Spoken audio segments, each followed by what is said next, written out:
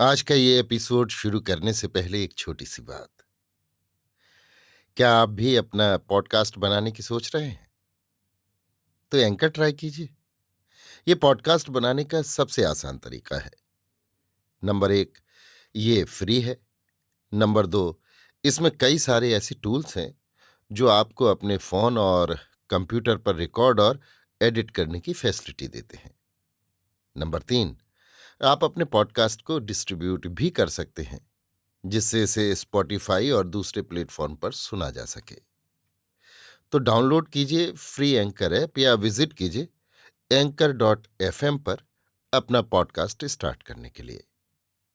ये तो थी एक छोटी सी जानकारी, और अब शुरू करते हैं एपिसोड का सिलसिला।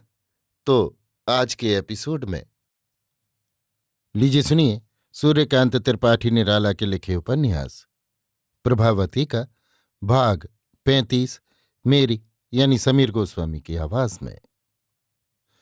सारी परिस्थिति सुधर गई।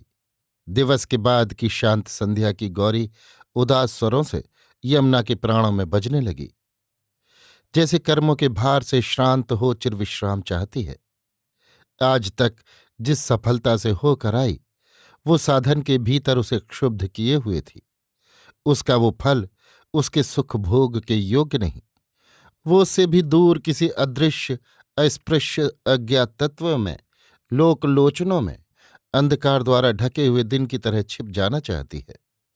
ये चिरविदा ही उसकी दृष्टि में शांति के रूप से है। प्रभावती में दीदी के प्रति अचल श्रद्धा रहती हुई भी भेद का अंकुर उग चला था। वो कुछ मधुर था, कुछ तीव्र। इसीलिए लालगढ़ की लूट वाली परिस्थिति का जिक्र दूसरे दिन उसने दीदी से किया तो, पर रक्षा के लिए स्वयं तैयार रहने का प्रदर्शन कर कोई उपाय न पूछा। उसने अन्य उपाय की चिंता भी नहीं की। दुर्बल पिता को लड़कर परास्त करने की ही सोची थी। यमुना इस भाव परिवर्तन को समझकर मुस्कुराती रही कि प्रभा अब अपने साफल्य का चित्र आप तैयार कर लेती है। अपेक्षित समय में जब कान्यकुब्ज की सेना न आई, 2 दिन और हो गए, तब उकताकर दीदी से प्रभा परामर्श करने गई। यमुना ने बहका दिया। महाराज के हाथ भेजी गई चिट्ठी का हाल पूछने पर बहका दिया।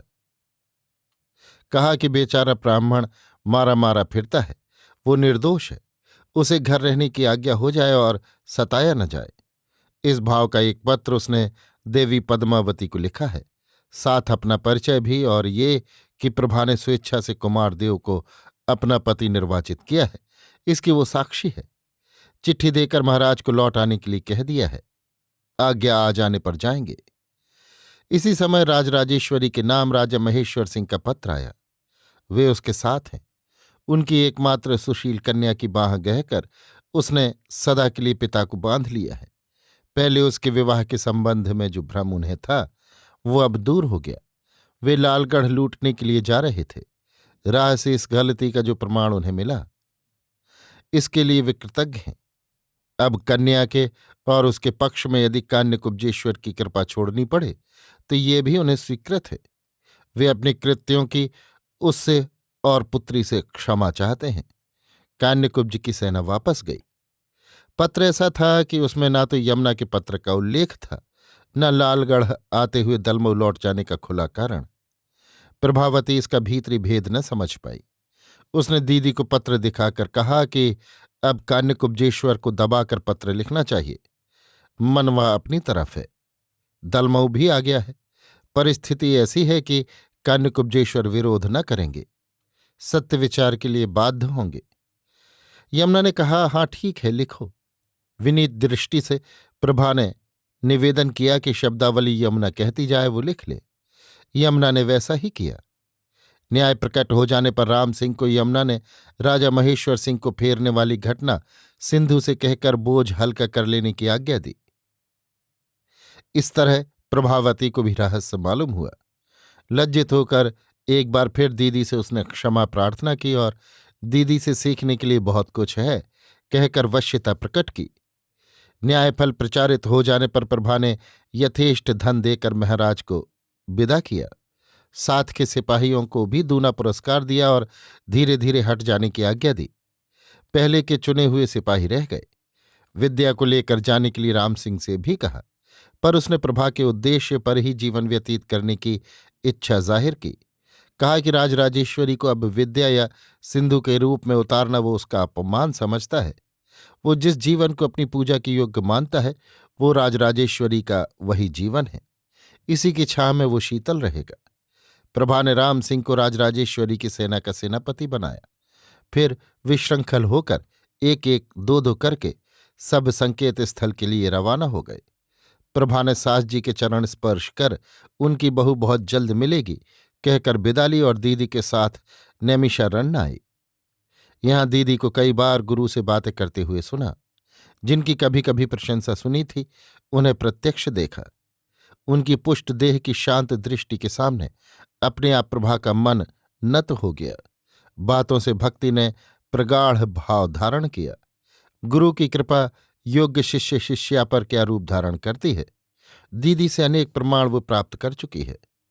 उसे सबसे अधिक आश्चर्य उस दिन हुआ जब यमुना ने गुरु से शांतिपूर्ण जीवन व्यतीत करने की आज्ञा मांगी और गुरु के ये कहने पर कि संचित क्षात्र तेज को धारण करने की आवश्यकता है, इसलिए राजकुमार को भिक्षालब्ध भोजन उचित न होगा, ऐसे वो गुरु के आश्रम में रह सकती है। उसने कहा था कि मेरी सखी स्वामिनी प्रभा के कुछ अलंकार गंगा तट पर गाड़े हुए हैं, उनसे पति के साथ उसके अंतिम दिन बिना भिक्षा भ्रमण के कट जाएंगे। सुधार न चल सका कहकर गुरु हंसे। फिर कहा, ज्ञान के कोश में कितना है उसका पूरा पता नहीं चलता, इसलिए अपनी सोची हुई कुछ क्षण के लिए पूरी हुई देख पड़ने पर भी वो अपूर्ण रह जाती है। उसका रूप ज्ञान में ही कुछ देख पड़ता है। अच्छा है, यहां से एक दूसरा अनुभव होगा कि स्थान से भी सब स्थानों में सुधार किस प्रकार होता है और एक सुधार कभी कभी कितने सहस्त्राब्दियों की अपेक्षा में रहता है। न तो प्रभा ने मंत्र के लिए प्रार्थना की। 3 दिन तक निष्ठापूर्वक रहने के बाद आने की गुरु ने आज्ञा दी।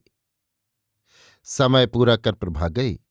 गुरु ने कहा, तुम्हारे लिए मंत्र की आवश्यकता क्या, तुम तो स्वयं उत्तीर्ण हो, तुम्हारा उद्देश्य सफल है। तुम्हारी विशुद्धता अपनाने के लिए पंडितात्रि आमा तपस्या करें। देवी, इसी रूप से मैं मिलूं। प्रभा मंत्रमुग्ध मौन मिलती ध्वनित निस्पंद खड़ी रही। गुरु की आंखों से अविरल अश्रुधारा बह चली। वो क्या देख रहे थे न समझी। उनकी वो दर्शन मुद्रा हृदय में अंकित हो गई। मन नई स्फूर्ति से उमड़ आया। अभी आप सुन रहे थे सूर्यकांत त्रिपाठी निराला के लिखे उपन्यास प्रभावती का भाग 35 मेरी यानी समीर गोस्वामी की आवाज में।